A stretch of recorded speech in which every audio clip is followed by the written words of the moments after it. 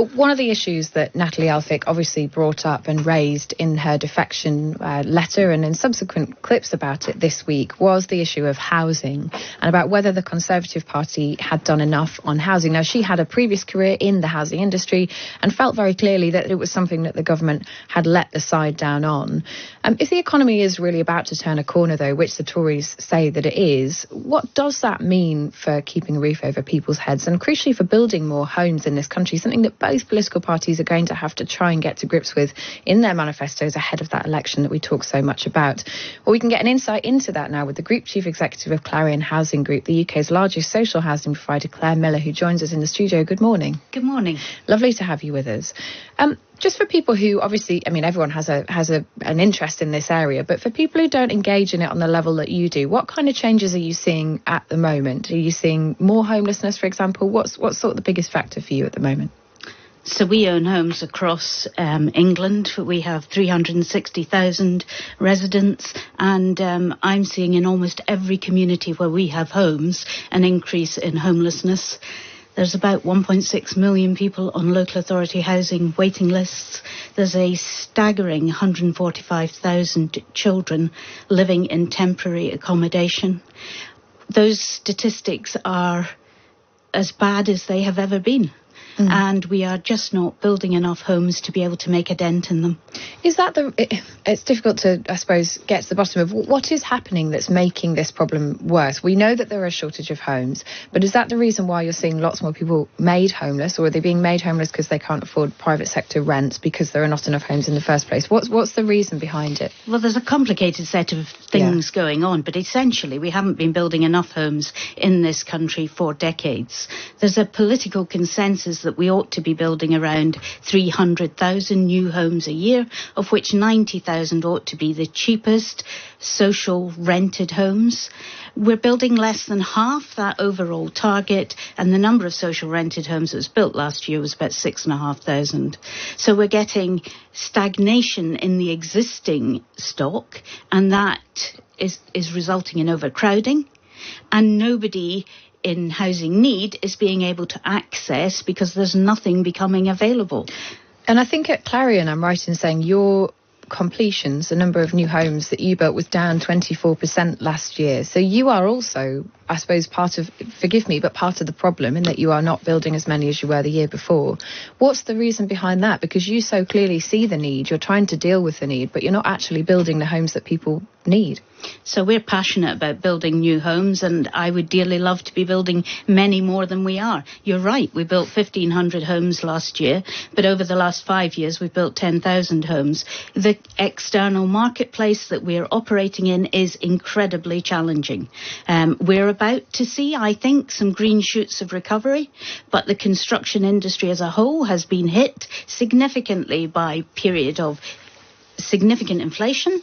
And also, we've still got very high interest rates. So do you mean it's just too expensive for you to build the number of homes you want to build? That's why you're hanging back? It's very expensive, and the amount of grant that we get from government in order to provide those very low rents was cut by 63% in 2010 and has never really recovered. So what's the gap now between the cost of providing that and the grant that you're getting? What's the hole?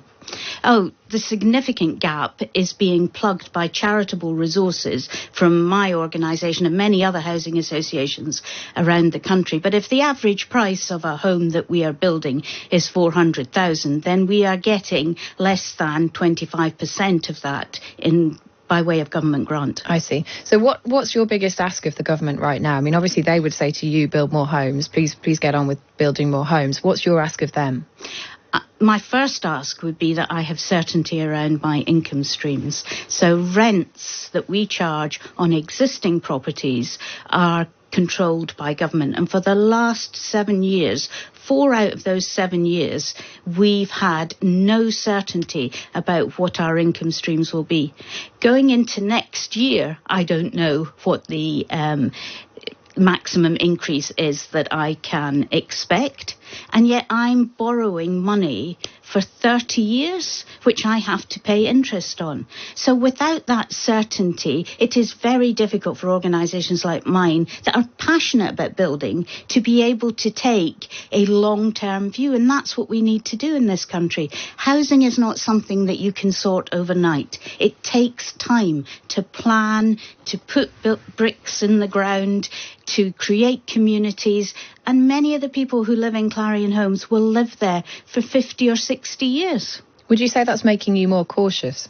It's making you hang back? It is, absolutely. And you are seeing that across the house building sector. I don't think it's just a feature for charitable housing associations. It is also a feature of the commercial house builders who are anxious largely about whether they'll be able to sell the homes that they're building because of mortgage availability and interest rates at the moment. You will obviously be having conversations with both Labour and the government behind the scenes. Do you have any more faith in Labour that they will offer you that long-term stability that you're asking for? Because you're clearly not getting it from the Tories in government right now. I would work with anybody who sees housing as a national priority. The truth is, if you invest in housing, you are also investing in people's lives, in their economic prospects. If they are in suitable housing, there will be less of a burden on the NHS. There will be less of a burden on the benefit system. It provides growth and a catalyst for success. But are you getting that reassurance from Labour that they're hearing you, I suppose is my question. Definitely the Labour Party are talking about a significant building programme, and I would like to think that all the parties in the general election campaign will be talking likewise. The other source of social housing is council housing. We've had Andy Burnham in Manchester saying that he wants a moratorium on the sale of new council housing. Do you support that? I support anything which increases the number of homes that we have available to make lettings to the most needy in society.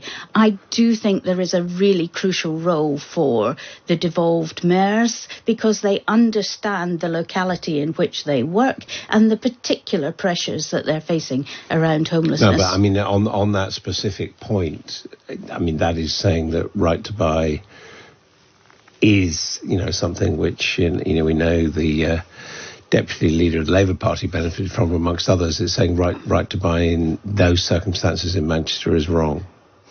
So I would support any of the mayors who adopt policies that mean there's more available housing to be shared around the most needy households. But I'm just asking you think it needs to be intervention in the way the market's working at the moment? I think intervention in any of those places is a good thing. And I would welcome working with any of the local mayors on that.